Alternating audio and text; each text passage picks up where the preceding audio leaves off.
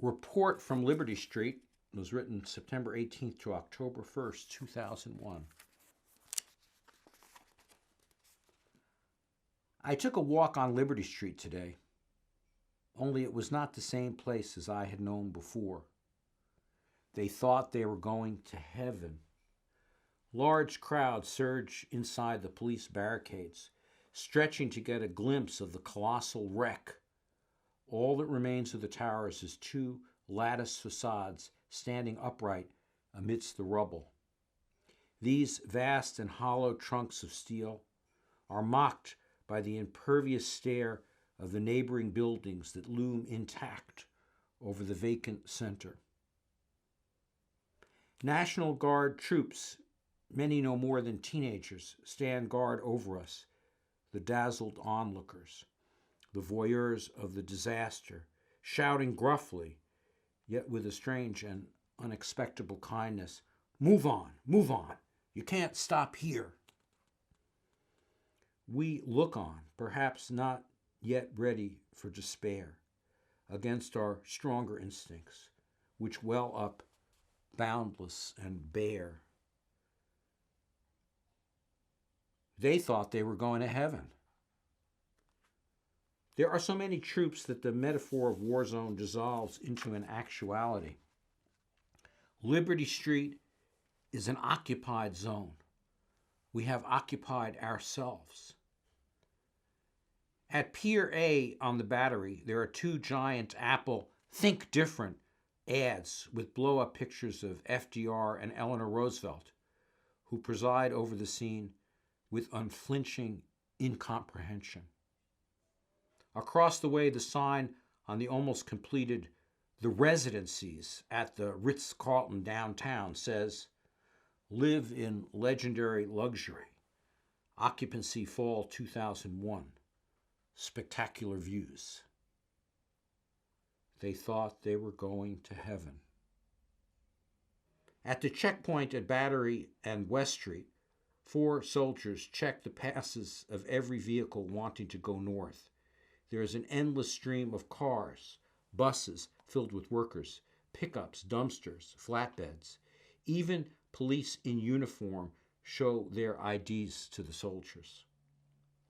Battery Park has become a military staging ground, filled with jeeps and tents and soldiers in combat fatigues.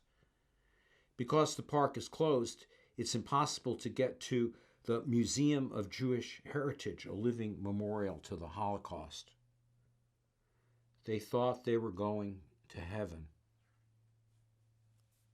If downtown seems oddly detached, out of time, or frozen in it, one of the most affecting sights is in the Times Square subway station.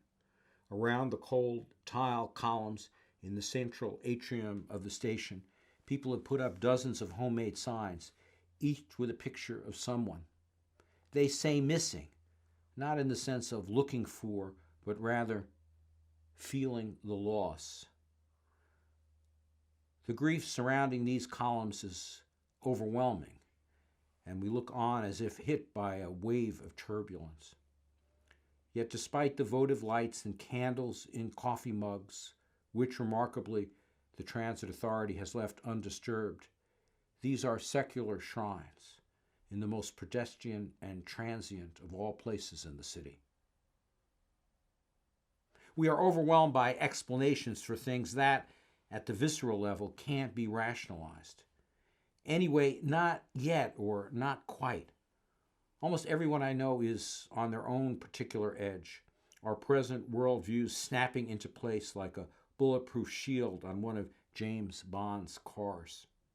Only the presets aren't quite working, which makes for an interesting, if unhinging, shimmer at the edge of things.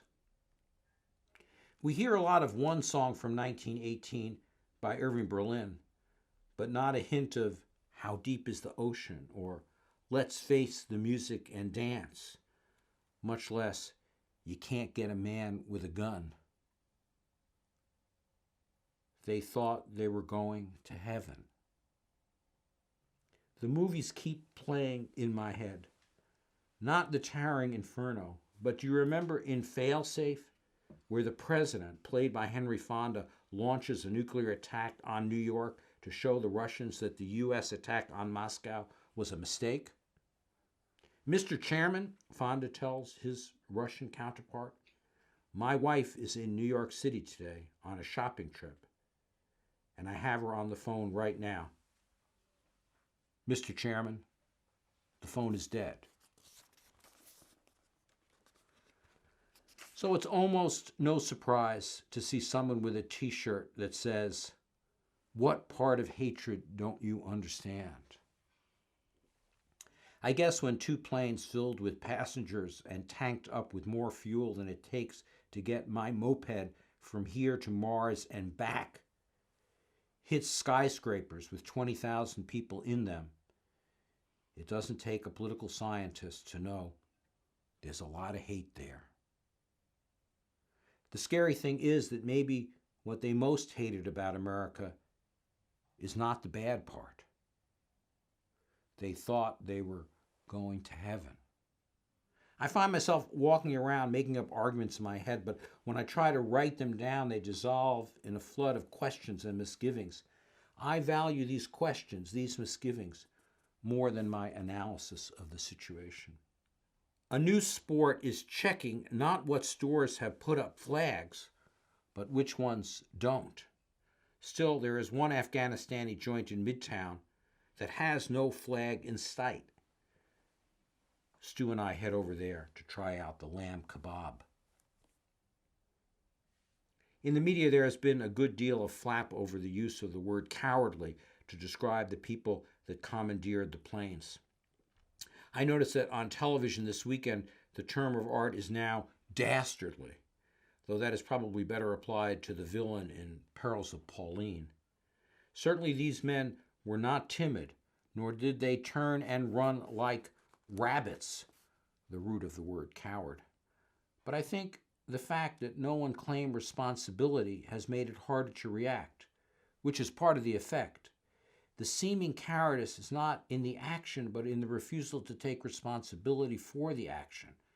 It's strategic rather than tactical. They thought they were going to heaven.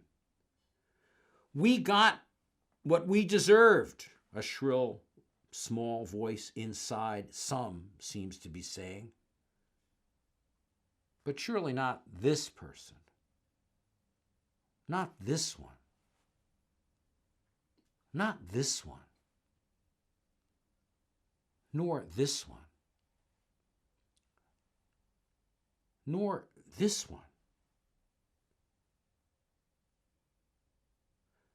No one deserves to die this way. I think that goes without saying, and yet I feel compelled to say it. Even if we and they have felled many, too many, any is too many, in this way.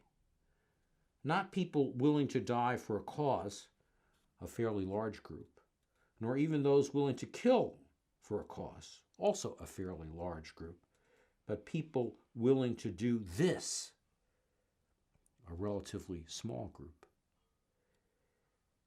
They thought they were going to heaven.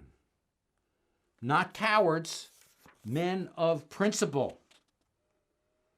Oh, yes, you may say, what's monstrous to one may be expediency to the other. I, too, have read Merleau-Ponty's Humanism and Terror and watched Burn and the Battle of Algiers. But that makes it no less monstrous. They thought they were going to heaven. Still, I don't think this form of monstrousness is only out there. We have our own domestic product. We call it KKK or Timothy McVeigh, Lieutenant Calley, or Dr. Strangelove. They thought they were going to heaven. Manhattan as transitional object. Both my parents were born and grew up in New York, their parents having found sanctuary here from places that proved inhospitable. The ghosts of these transplanted souls, along with the ghosts of their many compatriots, haunt the holy warriors with a fury that drives them to seek refuge through the gates of hell. The question isn't, is art up to this? But what else is art for? They thought they were going to heaven. The lone and level sands stretch far away.